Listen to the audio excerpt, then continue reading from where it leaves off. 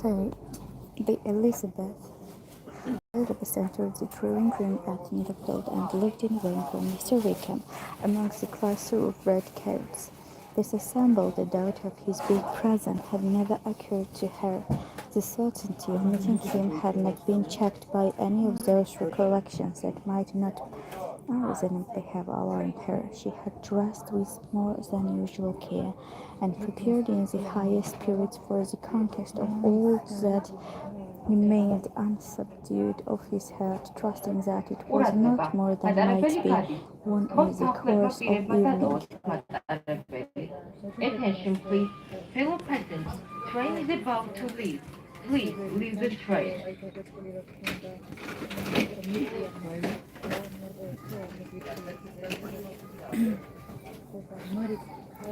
She had dressed with more than usual care, and prepared in the highest spirits of the contest of all that remained unsubdued of his heart, trusting that it was not more than might be won in the course of the evening, but in an instant arose the dreadful suspicion of his being purposely omitted for Mr. Darcy's pleasure.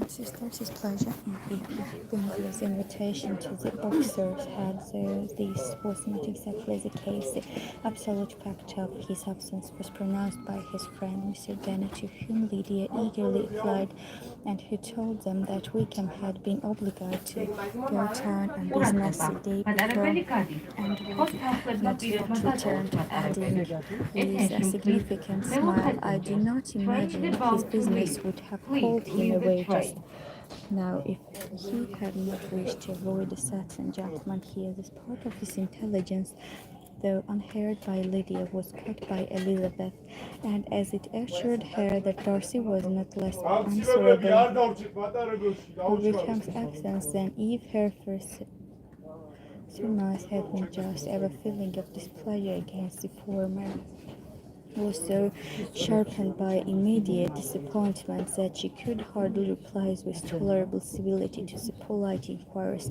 which she directly afterwards approached to make attention, forbearance, patience with Darcy was injury to Wickham. Dear passengers, the next station will be She was resolved against any sort of conversation with him, and turned away with a degree of ill humour which she could not wholly surmount, even in speaking to Mr. Bingley, whose blind partially plagued her. But Elizabeth had not formed for ill humour, and though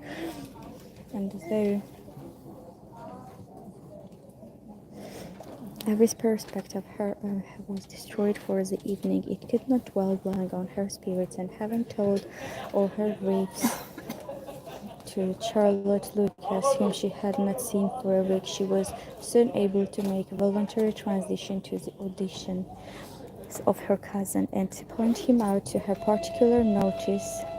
The two first dances, however, brought a return of distress. They were dances of mortification. Mr. Collins occurred, and solemn apologizing instead of attending, and often moving home without being aware of it, gave her all the shame and misery which a disagreeable partner for a couple of dances can give. The moment of her release from his was ecstasy. She danced next with an officer, and had the refreshment of talking of Wickham, and of hearing that he was universally liked. When those dances were over, she returned to Charlotte's desk, and was in conversation with her, when she found herself suddenly addressed by Miss Darcy. Oh my God. She fortook herself by surprising his application, that without knowing that she did, she accepted him. He walked away again immediately, and she was left to fret over her own want of presence of mind. Charlotte tried to console her. "I dare say you will find him very agreeable. Heaven forbid, that would be the greatest misfortune of all, to find a man agreeable whom one is determined to hate. Do not wish me such an evil." When the dancing commenced, however, and Darcy approached to claim her hand, Charlotte could not help caution in carrying a whisper not to be a simpleton, and allure her fancy for Wickham to make her appear unpleasant in the eyes of men of 10 times his consequence. Elizabeth made no answer and took her place in the set, amazed at the dignity to which she was arrived in being allowed to stand opposite to which Miss Darcy, and reading in her neighbours' looks their equal amazement in beholding it. They stood for some time without speaking a word, and she began to imagine that their silence was to last through the two dances, and at first was resolved not to break it, till suddenly fancied that it would be the greater punishment to her partner to oblige him to talk, and she made some slight observation on the dance. He replied, "Speak a little. Speak a little. One must speak a little."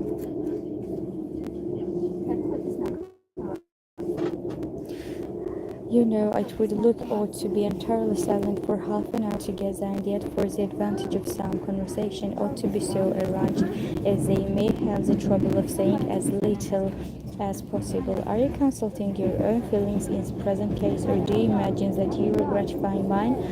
Yes, replied Elizabeth darkly. More I have, for I have always seen a great similarity in the turn of our minds. We are each of an unsocial,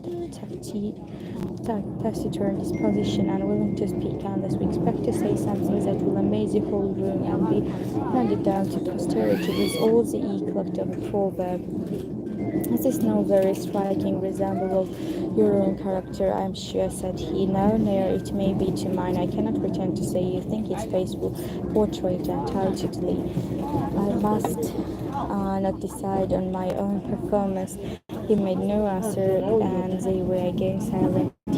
They had gone down the dance when he asked her if she and her sisters did not often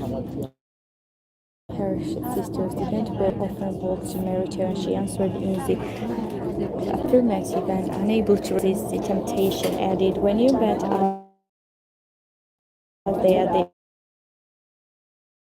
just been." The effect was immediate.